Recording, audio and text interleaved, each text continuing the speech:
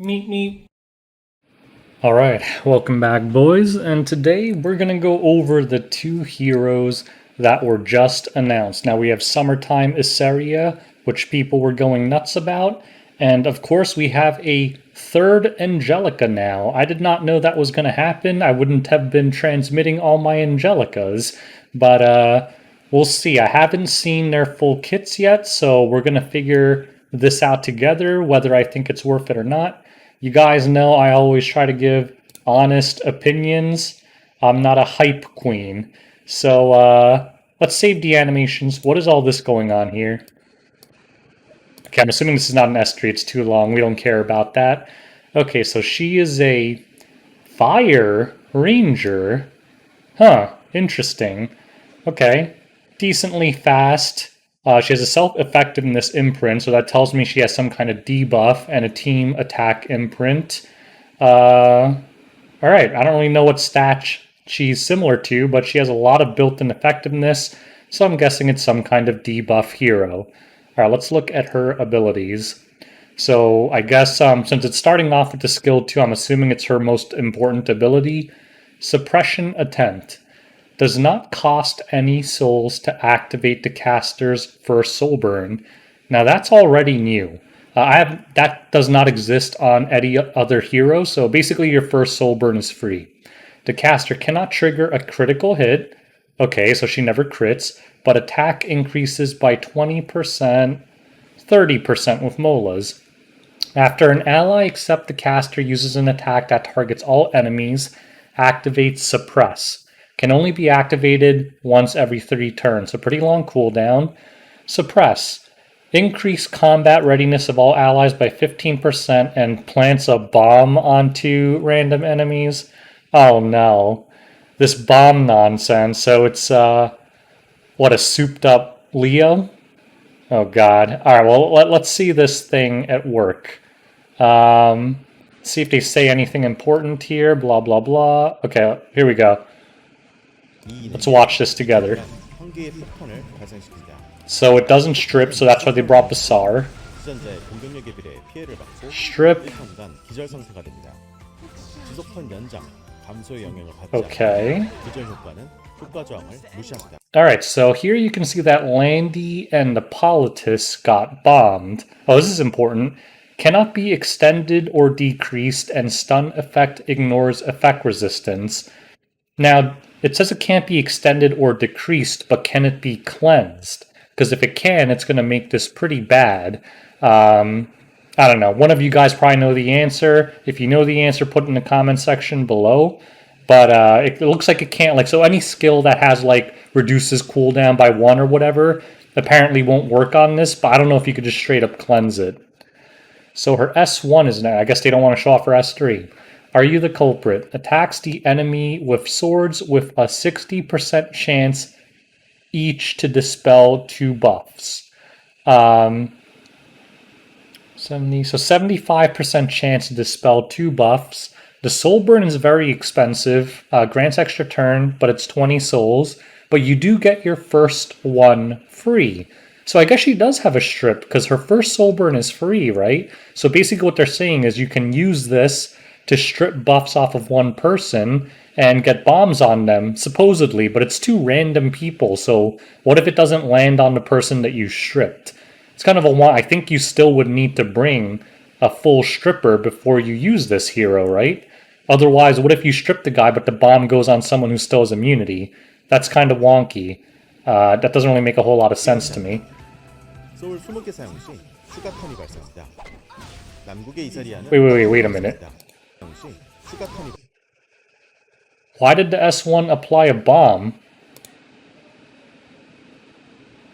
Okay, maybe we'll figure out something else about her kit later.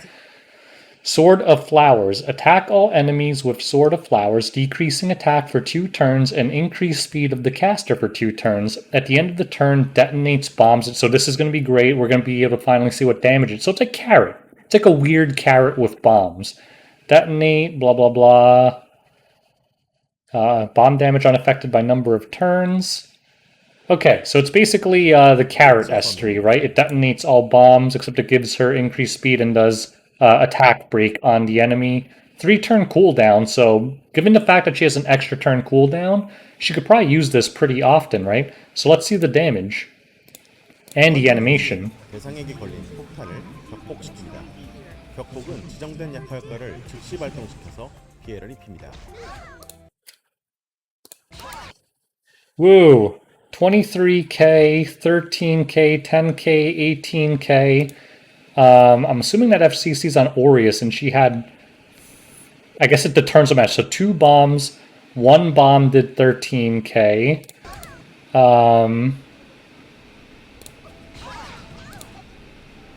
Who didn't have bombs? So Maid Chloe didn't have bombs. No, she did have bombs. So everyone got bombed, right? Bomb, bomb, bomb, bomb, bomb. Yeah, everyone had bombs on. So FCC had 2 of them. So pretty good damage and unresistible stun on everyone. Huh, so it's a carrot that stuns, basically. So I guess, what, you soul burn, and then you have someone on your team use an AoE attack to apply bombs to the entire team, and then you blow them up, basically. So the artifact must apply, because the S1 also applied a bomb. So let's look at the artifact. When a non-critical hit is made after using a basic skill, has a 100% chance to plant a bomb on the target. So there you go. This effect is only applied to single attacks, so it doesn't work on counters or dual attacks or anything. Okay. I wonder if other rangers could use this too, like support rangers like Flitica or Cerise, although Miss Confile is so good though, or Confile, however you say it.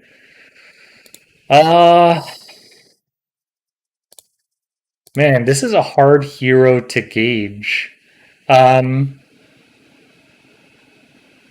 don't know. Like, I try to be honest with you guys on what you think. I have really no idea what to think with this hero. Well, obviously, you're going to have to run her for... Like, I feel like running her in RTA might be a little bit difficult, right? Because you're going to have to draft 2 AoE dispellers to really make this hero work, right? Because otherwise they're just going to ban one of them. Whatever, if you only pick one, they're going to ban it, and then she can't get her bombs off in the opener. She might be able to get it off on one person by soul burning the S1 to strip, but then what? You also need to make sure that someone on your team has an AoE attack, right? Although, I mean, to be fair, that's a lot of heroes, so that isn't really the worst condition. A huge number of Epic 7 heroes have an AoE attack, so it's going to be pretty easy to trigger the suppress. And the fact that its CR pushes the whole team as well means that it has some team-wide utility even beyond placing the bombs. I think another big thing is the bomb cleansable? I really don't know the answer to that. I'm assuming the answer is yes, in which case there's going to be a lot of ways to deal with this, right? Like Doctor's Bag or A Tywin or something is just going to poop all over this hero. So, I mean, the fact that it stuns and seems to do pretty damn solid damage is nice. It looks like yet another kind of cleave kind of hero. I don't really think that this hero really makes a whole lot of sense into Bruiser comps. I have no idea why a Bruiser team would want to use Summertime Iseria, but maybe I'm wrong. Maybe you can build her tanky with decent effectiveness and just bomb people. The cooldown on her S3 is quite short, right? So maybe you could just keep turn cycling and bombing them to death, but just... I mean, people have been asking for unique heroes, right? And you definitely got one here. It's so unique that I don't really know what to think. As a rule, because of how the Leos worked out, I generally have a low opinion of bombs and bomb heroes in general because we all know what happened with Leo. It's a complete, well, bomb. He sucks. But maybe with this kit, it will work. So I'm going to withhold judgment on this hero until I test it. I honestly have no idea. My initial impression is I still have no faith in bombs, but maybe Summertime Iseria will be the one to convert me to the way of the bomb. So that's my initial thoughts for now. let's move on to Angelica. Alright, so Angel of Light Angelica. I had no idea that they were making another Angelica. I mean, maybe they said it in the past, but I don't really keep up with like the Mashu streams and stuff, so it's very possible that they talked about this and I missed it. I had no idea though. Oh, it's a light mage. So it's the new ML4 mage. I guess she got sick of healing. She really did retire from being a soul weaver. So not very fast. Effectiveness again. Effect resist. So what is this? Some kind of like control tanky mage or something? Doesn't look like an initiator with this kind of stat line. All right, let's get right into the skills. So again, we start off with the S2. Not unusual for a passive to be their most important ability. So immune to stun. So kind of like Mort's immune to stun, right? Oh, that's a bad comparison already. When an ally, except for the caster, is attacked, increases combat readiness of the caster by 8% for each attacked ally. Holy So 24% on an AoE attack, she gets CR pushed. When suffering an attack that targets all allies, has a 100% chance to activate Guardian Angel. Can only be activated once every 3 turns. Dispels 1 debuff from all allies before granting skill nullifier. This smells like yet another anti-cleave hero. This seems like it would shut down a lot of cleave teams pretty. Okay, let's watch it. So Cerise goes. She gets a huge CR push and gives the whole team skill nullifier. I mean, this is definitely an anti-cleave hero, right? That already looks like an incredibly strong ability. I'm already hyped. S3 dispels 2 buffs from all enemies with Holy Light before a 70% chance to make them unable to be buffed for 2 turns and silencing them for 1 turn. She is an anti-cleave hero 100%. As if we needed more of these.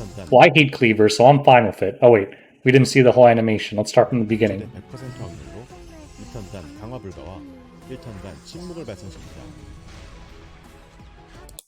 Wait, it does no damage. Ah, so it can't miss. It can't miss. So even like Violets and Ryolets and all of them, they're gonna get pooped on. And the animation looks pretty cool too. I'm much better than Closet Charles. Skill 1, Ritualistic Touch. Attacks the enemy with fragments of a shimmering star with a 50%, 75% chance to silence for 1 turn. If this target is silenced after attacking, decreases their combat readiness by 20. So I guess that's kind of cool, but whatever. I mean, I don't think that's going to be the most important part of her kit. It'll push them back a little bit. That's nice, but no big deal. But yeah, this is going to be a very powerful hero now. So Summertime Iseria, I really just don't have any idea until I play test it. I'm sorry, just looking at it, it's hard for me to gauge. But this hero is pretty obviously going to be very cancerous for cleave teams to deal with. You can't stun her. She has a huge CR push. If we watch that video right, unless she resisted or something, she cleansed the restrict immediately, right? And it didn't stop her CR push. Oh wait, no, she did resist everything. So maybe you build her high ER. Wait, Spirit's Breath procced off of that as well. Holy cow, did you see? Look, Spirit's Breath. And her S3 is also non-attack. Can only be activated once every 3 turns, but with Spirit's Breath, she might be able to proc this repeatedly and just keep cleansing the team and granting skill nullifier. Now, her stat line, she's not very tanky, right? So the thing is, they're just going to want to kill her first.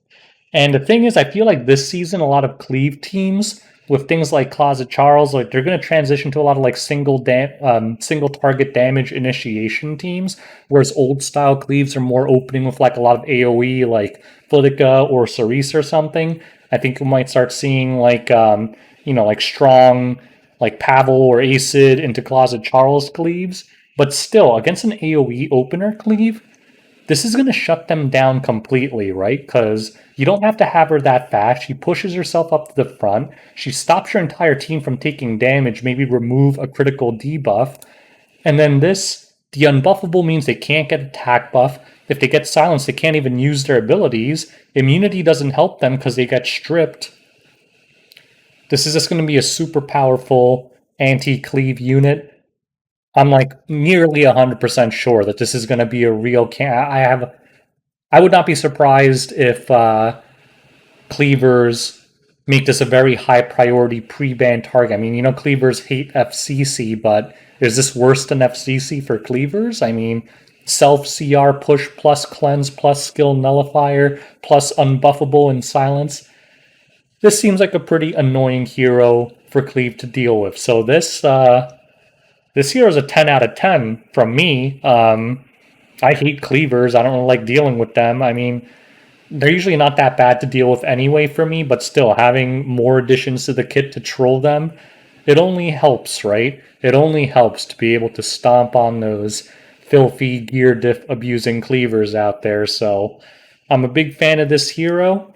Uh, Unfortunately, she's an ML4, but I think she's on a banner with Spez. I don't really care about Spez, but I guess I can try a few pulls for her if I have extra mystics after Closet Charles. And we shall see. So, anyways, to wrap up my assessments, Summertime Iseria, my conclusion is I have no freaking idea, but she's a bomb hero, so my initial impression is poor, but that might change once I playtest her. Angel of Light Angelica, my impression is she's going to be very cancerous for cleavers. I'm trying to think if she would even fit into Bruiser comps if you built her very tanky and abused the Spirit's Breath.